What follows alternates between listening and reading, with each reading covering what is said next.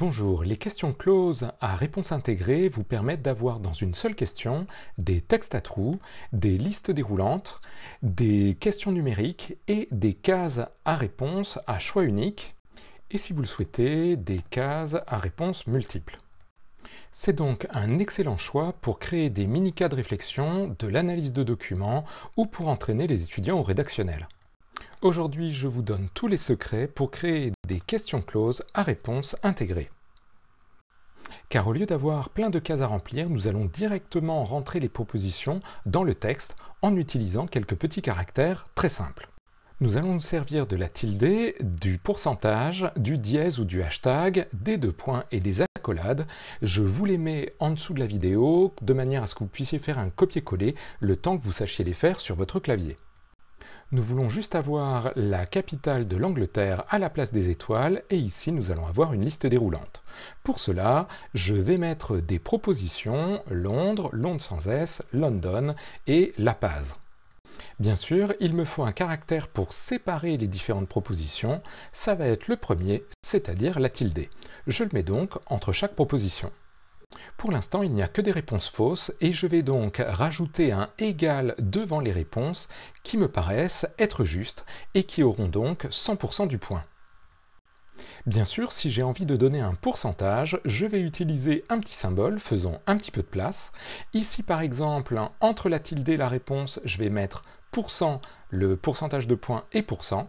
Et si jamais j'ai envie de mettre London avec un pourcentage, je vais enlever bien sûr le égal et je vais mettre le pourcentage du point que cela donnera pour London. Bien sûr, la plupart du temps, on veut rajouter des feedbacks. Faisons encore un petit peu de place. Pour faire un feedback, nous allons utiliser le caractère dièse ou hashtag et nous allons pouvoir insérer nos différents feedbacks juste après. Eh bien, voilà à quoi cela ressemble en termes de texte. Maintenant, nous devons rajouter ce qui va faire que ce sera une liste déroulante, un texte à trous, une case à cocher. Maintenant, comment dire que ce que nous voulons est une liste déroulante? Eh bien, nous allons mettre un petit code entre une série de 2 points juste au début. Je vous explique les différents codes qui existent. Nous avons d'abord le texte court qui s'appelle en anglais Short Answer et le code c'est donc SA. Nous avons une liste déroulante qui est un Multiple Choice abrégé MC. Nous avons des cases à choix unique, dans ce cas-là c'est des MCV pour vertical ou H pour horizontal, et si vous voulez faire des cases à choix multiples, nous allons appeler ça des Multiple Response MR. Et il y a les MRH si jamais vous les voulez à l'horizontale. Enfin, vous avez les numériques qui vont être abrégés NM. Pour être tout à fait complet, il y a aussi des SAC au niveau des textes courts pour dire qu'il s'agit de quelque chose qui respecte la casse, c'est-à-dire les majuscules et les minuscules. Ensuite, nous avons la possibilité d'ajouter des S à la fin des listes déroulantes, cases uniques et cases multiples.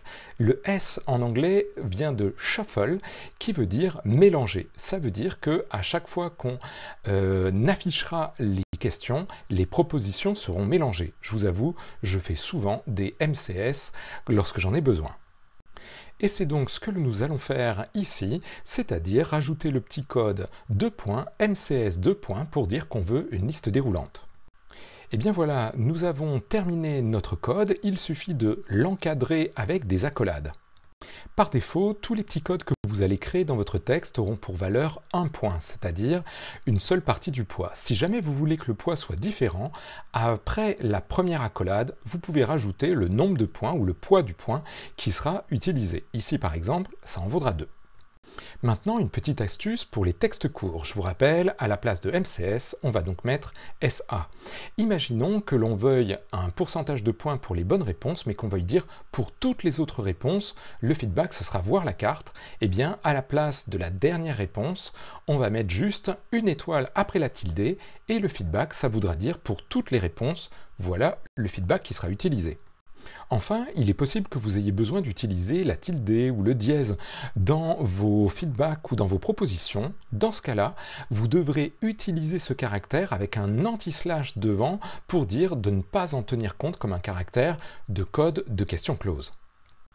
Lorsque vous créez votre question avec plusieurs séries de codes, n'hésitez pas à cliquer Décoder et vérifier de manière à avoir toutes les propositions et le détail des points que vous avez proposés. Enfin, ne vous inquiétez pas si jamais vous avez fait une petite coquille dans le choix des pourcentages, au moment où vous ferez enregistrer les modifications, vous verrez un petit message d'erreur apparaître vous disant que vous avez peut-être oublié quelque chose dans le poids des propositions. Enfin, lors de la relecture, expliquez bien à vos étudiants qu'il faut passer la souris au-dessus des listes déroulantes pour avoir le détail, le feedback et le nombre de points, alors que le nombre de points et le détail de la réponse est fourni en dessous des cases à cocher s'il y en a. Le nombre total de points pour la question est donc indiqué sur le côté. Je vous mets en lien sous la vidéo le détail complet de la documentation si vous avez envie d'aller un petit peu plus loin. Et bien voilà, j'espère que cette présentation des questions closes vous a plu. Bonne continuation, à bientôt, au revoir.